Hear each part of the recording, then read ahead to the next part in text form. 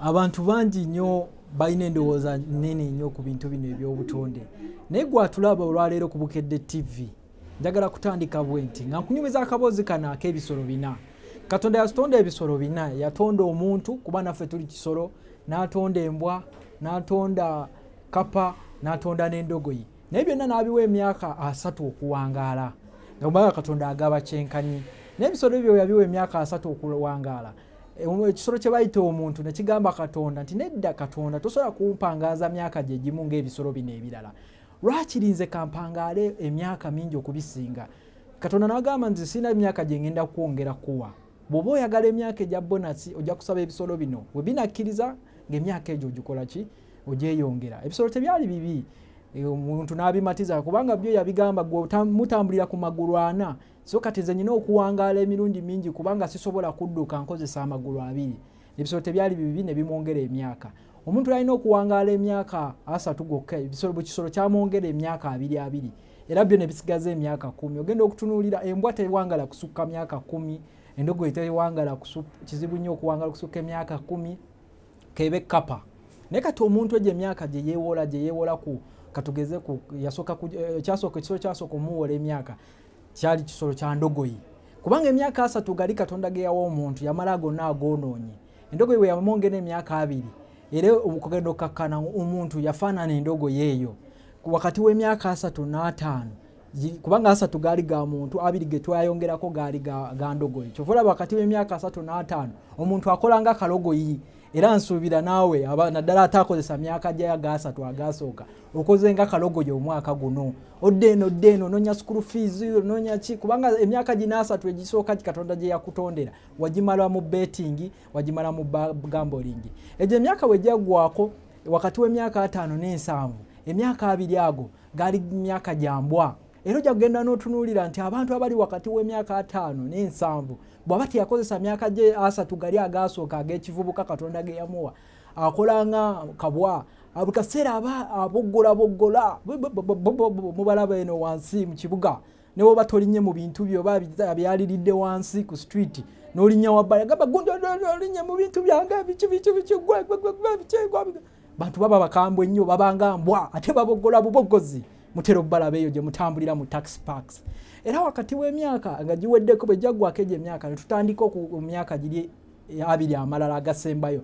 Emyaka 2 ago agasembayo gyali myaka gya kapa. Era ojja kutunuulira wakati w'emyaka 7 n'9 omuntu abanga kapa abeera ayagala nyama mata nga kapa bwebeera mata galuwa n'amannyo takyalina naye akolimira abaana bange tebazze kundabako ku Christmas eno tebandeetedde ennyama. Bakadde bakayana bakaaba bakolima nenga n'amannyo tebagayina emyaka gya kapa kubanga emyaka 3 gete yagakolerera ag'obuvubuka kusobola kwetuusako nnyama eno ng'atuuse mu myaka emyewole egya kapa. Era gwe ali awo alaba Bukedde TV nkugamba nti naddala gwe alaba programu yaffe n'ebadde ey'omwaka ey'emboozi z'omukenkufu nkugamba nti tukozese nnyo emyaka gyaffe egy'ekivubuka. Gwe muvubuka ndabaawo kozesa nnyo emyaka egy'ekivubuka gino kikuyambe weegobe mu bwavu kubanga giri emyaka emyewole ojja gifaanana. Bw'oba otunuulidde abasajja ab'amaanyi ensi eno beyeegomba ba Bill Gates ba Mark Zuckerberg Facebook ye kwe muzannyira omwo ne mweyagala ne mwekola ki bwenna ne muvimba musajja agikoze muvubuka. Naye gwe nkubuuza omwaka guno okozeemu ki? Kyova olaba nga ffe aba Prof Bioresearch tuvuddeyo okulaba buli lwa Sunday 7:30 mu mboozi y'omukenkufu tugezeko kugattako ejjinja ery'obulamu, tugezeko kwongera ku magezo oyige okozesa ebintu ebyennyini ebyetwerolodde.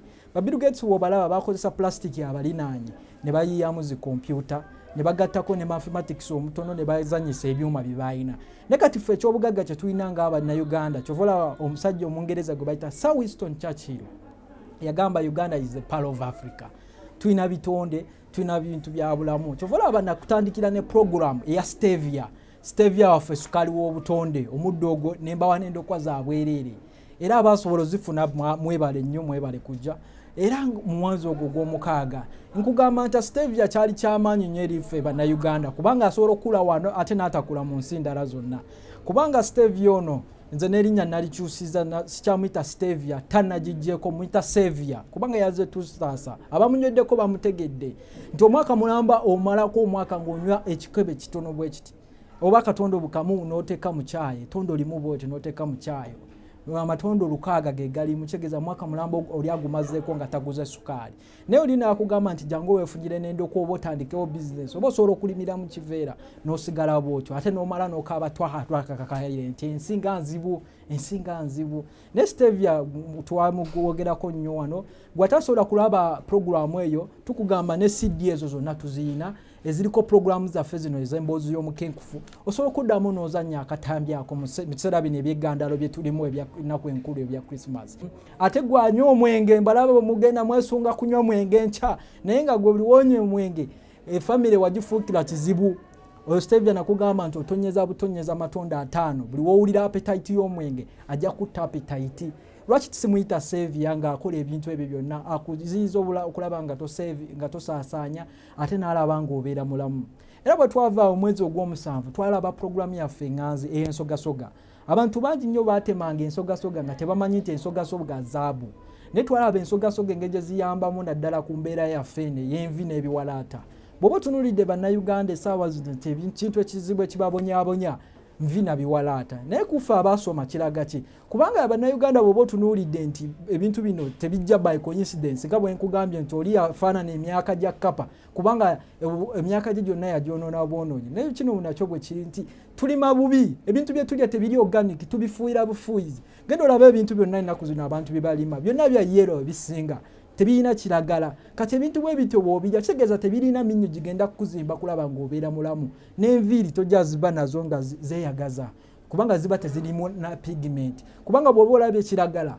oba gwe tuyita chlorophyll nga oba olaba ali mu kaddo kano akasukaali ye pigment era nga mu nsogasoga twakulaga mu musomo gwaffe ogukirimaanyi ogwa sundowner ogwaliwo twakulaga engeri gy'osobola ensogasoga okola eddagala ly'engatto noba nga naawe obaako ka project k'otandika ewaka era gwe naawe yasubwa sundowner nakulaga nti osobola okufuna era DVD emu n'oteekamu ewaka n'oyongera okumanya n'oyongera okutegeera ebintu mu mwezi ogw'ekkumi nagumu twayogera ku biku ebiku ebyo byasumbuwa nnyo bannayuganda emyaka gyonna naye ne tubalaga nti ebiku ebyo byali tebifa naye lwakuba nti byalina ekikalapu ekyo nga kiremesa eddagala liri okuyingira ne bifa era twabalaga engeri gy'osobola okulwanyisaamu ebikungo okukozesa ebbumba eryo lyennyini eriri wano ewaffe embaale ne pakwaki lye bayita white kire era ng'olimansa bumansa era mu mwezi gwe gumu ne tukulaga ku neem oil buto oyo kirimaanyi ayamba ku nteekateeka y'ezzadde abantu bangi babonyeebonye n'enteekateeka y'ezzadde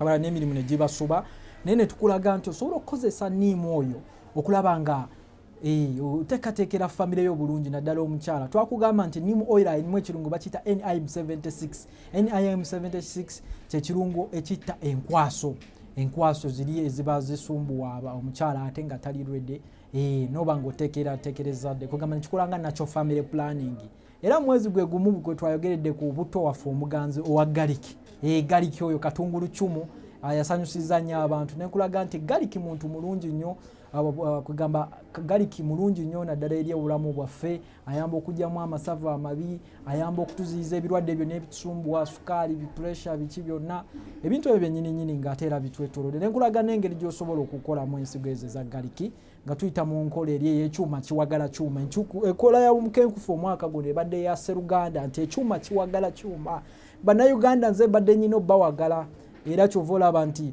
n'ebitongole eby'amaanyi bivuddeyo ne bisiima omulimu ogwo nga bw'olaba Private Sector Foundation omwaka guno yagutuwadde nti ffe tusinze obuyiiya mu Uganda 2018 Prof Bioresearch era nga ne wiiki ewedde abo Rotary International batuwa Certificate of Appreciation olw'emirimu gye tukoledde eggwanga lino ne tubeebaza ne tubagamba nti naffe badde bantu balungi maliriza nkugamba ntya ekirabo ky'ofunye omwaka guno zibadde emboozi z'omukenkufu era nkusaba naawe wenyigiremu mu lugendo luno olw'abakenkufu funanga DVD eno otekengamu weyongere kumanyako nkimanye essaawa zino oli mugandaalo abamu mugenda kuddayo okukola omwaka gujja 2018 naye mu kaseera kano ng'okyalina abaana bo mu holiday bateremu DVD ate buli lwakusatu bagulire olupapula lwa bukedde luno bongerenga okuyiga ebikwata ku bulamu n'ebintu bye basobola okutandikawo bizinesi ze twogeddeko zonna balabadde mbalamu nga ati bizinesi 181 zengabye omwaka guno eri abantu mu kola buwoowo kola bisosonkole by'amagi bigimusa buwoowo perfume